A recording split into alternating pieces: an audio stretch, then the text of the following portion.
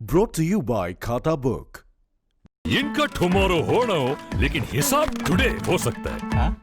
कैसे? भाई खाता आउट करो, खाता बुक डाउनलोड करो, ये ऑटोमेटिकली हिसाब करे, उधारी वापस लाए फटाफट। भेज दिया उसको हिसाब। खाता बुक, बिजनेस हुआ इजी। फ्रांस के समर्थन में पीएम मोदी के एक ट्वीट के बाद अब धीरे धीरे दुनिया के शक्तिशाली देश भी साथ आ गए हैं। फ्रांस में पैगंबर मोहम्मद के कार्टून को लेकर जहां कई मुस्लिम देशों में भयंकर नाराजगी देखने को मिल रही है, वहीं रूस ने फ्रांस का समर्थन किया है। रूस के राष्ट्रपति पुतिन ने फ्रांस के राष्ट्रपति इमैनुअल मैक्रोन से टेलीफोन पर बातचीत की और फिर आतंकी हमले के पीड़ितों के प्रति अपनी संवेदना जाहिर की। दोनों नेताओं के बीच नारगोने करबाख में चल रही लड़ाई में सीरिया और लीबिया से चरमपंथियों के शामिल होने के बारे में फोन पर बातचीत हुई।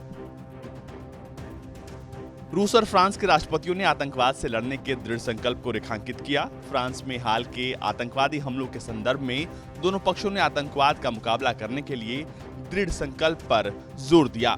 इस दौरान पुतिन ने एक संप्रभु राष्ट्र के आंतरिक मामलों में हस्तक्षेप नहीं करने की अपनी सहमति दोहराई है।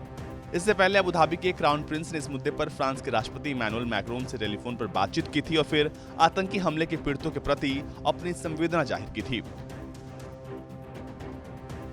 क्राउन प्रिंस ने घायल लोगों को जल्द स्वस्थ होने की शुभकामनाएं दी थी। इसके साथ ही साथ क्राउन प्रिंस ने हेट स्पीच को सीधे तौर पर खारिज करते हुए कहा था कि इससे लोगों के आपसी रिश्तों को नुकसान पहुंचता है और अतिवादी विचारधारा को बढ़ावा मिलता है। अपराध, हिंसा और आतंकवाद का किसी भी तरह से बचाव करना गलत है। पैगंबर मोहम्मद के लिए मुसलमानों के मन में अपार आस्था है, लेकिन इस मुद्दे को हिंसा से जोड़ना और इसका राजनीतिकरण करना बिल्कुल अस्वीकार्य है।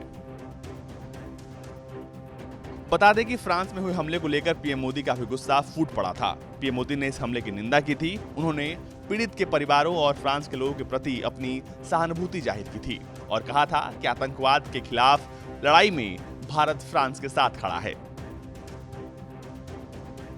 इससे पहले भी भारत ने अपनी कूटनीति के जरिए तुर्की को तब घेरा था जब आर्मेनिया और अजरबैजान के बीच चल रहे युद्ध में तुर्की आग में घी डालने का काम कर रहा था। उस वक्त भारत ने शांति की बात करते हुए तुर्की को घेरा था।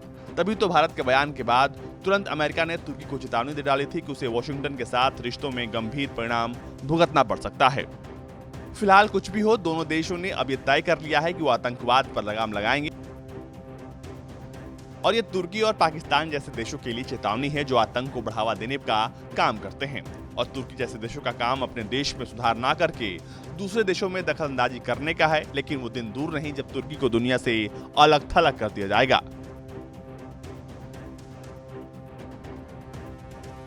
ब्यूरो रिपोर्ट, भारत तक।